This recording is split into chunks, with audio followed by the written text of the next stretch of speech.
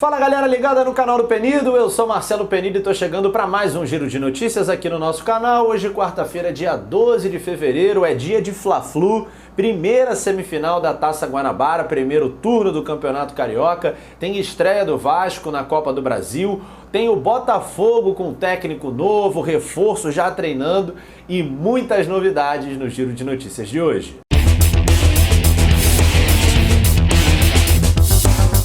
Bom, galera, começa nessa quarta-feira o mata-mata da Taça Guanabara. Primeira semifinal, Fluminense-Flamengo, Flamengo e Fluminense, 8h30 da noite, a bola rola lá no Maraca. Jogo muito interessante, muito importante para as duas equipes do ponto de vista da preparação. E é isso que é, de verdade, um primeiro turno de campeonato estadual. Tem muita gente que fala, o estadual não vale nada, não tem por que disputar isso. É claro que tem.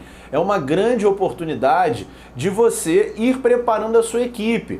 Tudo bem, existem argumentos, e eu até concordo, um campeonato interestadual, de repente um Rio-São Paulo, ou uma taça envolvendo os times do Sudeste, enfim, o modelo seja lá qual for. É claro que dá para qualificar o campeonato e você colocar jogos mais interessantes. É possível sim, como é possível também fazer uma adaptação nesse modelo de campeonato carioca estadual, né? Porque não é só aqui o campeonato do Rio de Janeiro que tem várias equipes frágeis, a gente vê isso em todos os estados, mas fato é que serve de preparação sim, e para o caso do Flamengo, a preparação é para o jogo de domingo, final da Supercopa do Brasil, Flamengo e Atlético Paranaense, 11 da manhã, lá no Mané Garrincha, em Brasília.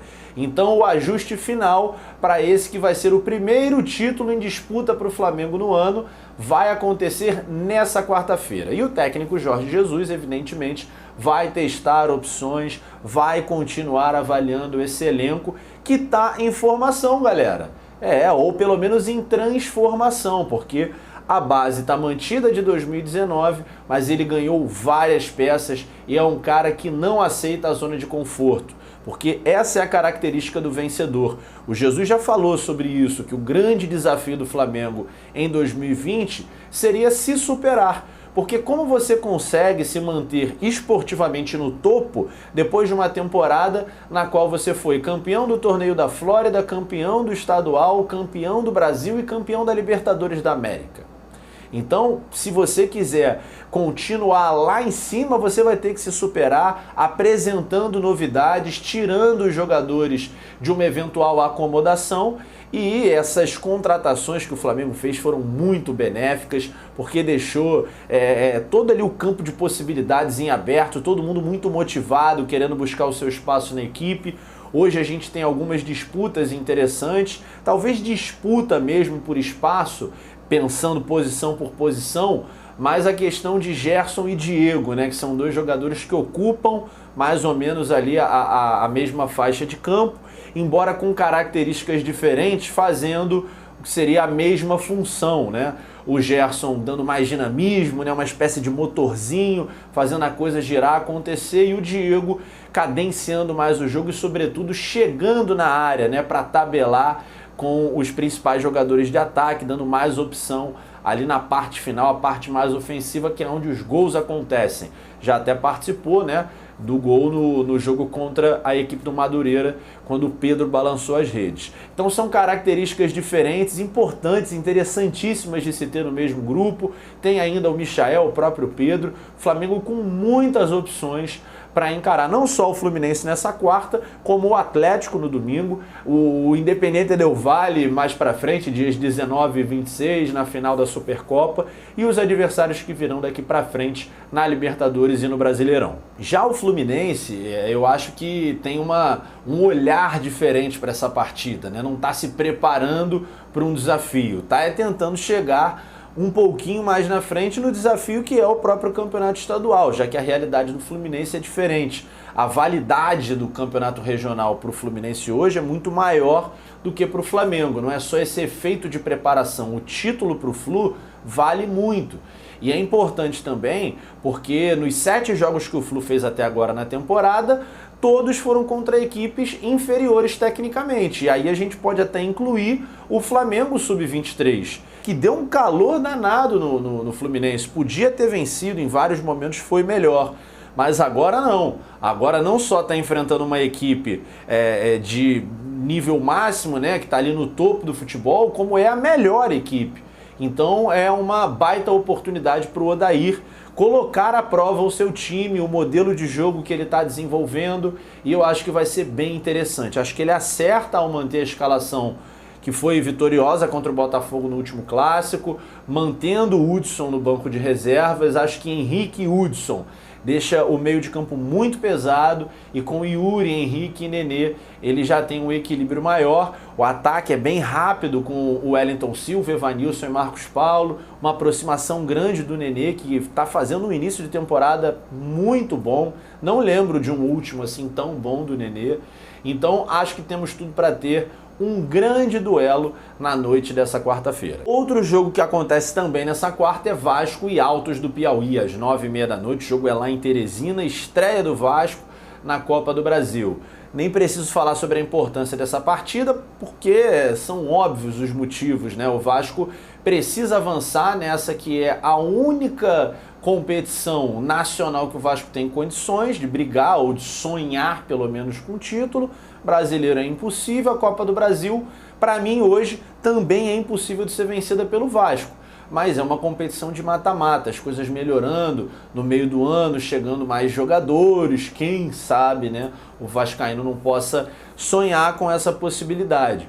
Mesma coisa vale para a Sul-Americana. Então essas competições precisam ser vencidas etapa por etapa, e o Vasco precisa vencer essa etapa de hoje. Aliás, não precisa nem vencer, basta empatar, que já passa de fase, que ainda bota R$650 mil no bolso, que é a premiação por avanço de fase na Copa do Brasil nesse momento. Agora, é importante que o time se qualifique, e a diretoria está em busca de reforços. 2 jogadores que estão no radar, que foram oferecidos, o Patrick Vieira e o Martim Benítez, 2 jogadores para fazer essa função ali de meio, para chegar ao ataque. Acho que são situações que seriam até positivas, jogadores que têm muito a acrescentar, mas que me parecem um pouco fora da realidade financeira do Vasco, até porque tem outros interessados, e o projeto esportivo do Vasco não é lá tão interessante, principalmente para o Benítez, que é argentino, não conhece bem o mercado, nunca jogou no Brasil, tem a questão da adaptação. Então é difícil chegar num clube que está com um momento tão complicado, tão conturbado como é o momento atual do Vasco.